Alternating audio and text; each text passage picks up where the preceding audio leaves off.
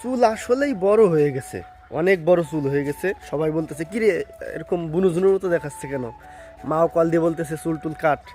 তো আসলে দেখলাম যে একটু না কাটলে হচ্ছে না, তো বাজারে যাচ্ছি, বাজারে গিয়ে চুল কাটবো। তারপর দেখি একটা শীতের জামা কেনা যায় নাকি, জামা তো না, শীতের গেঞ্জি। তো নিত্যদিনের সঙ্গী আমাদের কাঠের ফল, এটা পার হয়ে আমাদের রাস্তায় যেতে হবে। পিছন পিছন বিটু আসতেছে। এই বিটু, ও 5 দিন পরে আজকে আইছে। 5টা দিন জানি কোথায় ছিল, 5 দিন বাড়িতে নাই। আজকে সকালবেলা হঠাৎ করে চলে আসছে। মাঝে মধ্যে এরকম হারাই যাচ্ছে, জানি না আবার আমাকে ছেড়ে কবে চলে যায়।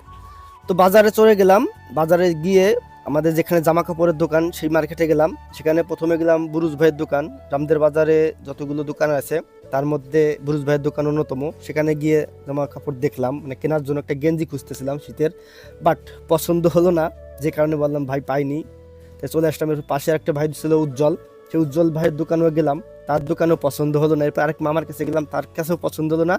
এরপর এক ভাইপোর কাছে গেলাম, আমাদের বংশের পাশে সাধন ভাইপোর কাছে গিয়ে পছন্দ হলো একটা সোয়েটার, বাট সোয়েটার এখন কেনার মতো টাকা নাই, অনেক টাকা দাম, প্রায় 2200-2300 বা 1800 এরকম হবে। যেখানে ভাবলাম একটা গেঞ্জি কিনবো, কিন্তু ও দিল একটা হুডি, বললো কাকা এই হুডিটা না, হুডিটা ভালো। এখন গায়ে দিয়ে দেখলাম যে আসলে কেমন দেখায়, তো খারাপ না, মোটামুটি ভালোই। এরপর নিয়ে আসলাম ওইটা। এরপরে চুল কাটতে গেলাম সেলুনে গিয়ে, ভাবলাম চুল কাটার উদ্দেশ্যে তো গেছি, তো বললাম যে কাকা শুধুমাত্র কেনিটা কেটে দে। এই দেখুন এই চুল কাটার পরে এই লুকটা। চুল কেটে এক দাদার আমি ভ্যানে উঠলাম, দেখি কাশেম ভাইয়ের ভ্যান। আর এই কাশেম ভাইয়ের ভিডিও আমি আগের বারও 2বার ছেড়েছি, তো কাশেম ভাইয়ের ছেলে নাকি ওই ভিডিও দেখছে, মানে ওর বাবার কি গিয়ে বলতেছে, বাবা তোমার আমি দেখছি, আমাকে একটা ছেলে তোমার ভিডিও ছাড়ছে। আসলে আমি কাশেম ভাইকে নিয়ে ভিডিও করেছিলাম যে আমি যখনই ভ্যানে উঠতে যাই তখনই কাশেম ভাই পাই। তো কাশেম ভাই বলতেছে ভাই তোমার ভিডিও আমার ছেলে দেখে, বলতেছে বাবা তুমি ওকে চেনো, মানে অনেক কথাবার্তা বলতেছে। তো আবার আজকে ভিডিও করলাম, কাশেম ভাই একটু লজ্জা পেলো, দেখুন এই যে লজ্জা পেয়ে সে আবার গলার মাফলারটা গলায় দিচ্ছে। তো কাশেম ভাই আসলে খুব ভালো মনের মানুষ, সবসময় হাসি খুশি গল্প করতে করতে আসে।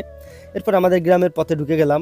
আর আমাদের গ্রামের পথ আর কি দেখাবো, 2 ধারে গাছ, মাঝখানে চিকন রোড, দুপাশে বিল, সেই মাঝখান দিয়ে আমরা ভ্যান চলতেছে, চলতে চলতে অবশেষে বাড়িতে চলে আসছি। ওকে, চুল টুল কেটে কেনাকাটা করে বাড়ি চলে আসলাম। আবার সেই রান্না বান্নার কাজ শুরু করতে হবে। উফ ভাই, রান্না করতে যে কি কষ্ট কেমনে বোঝাবো। তো যাও, ভালো থাকো সবাই, টাটা।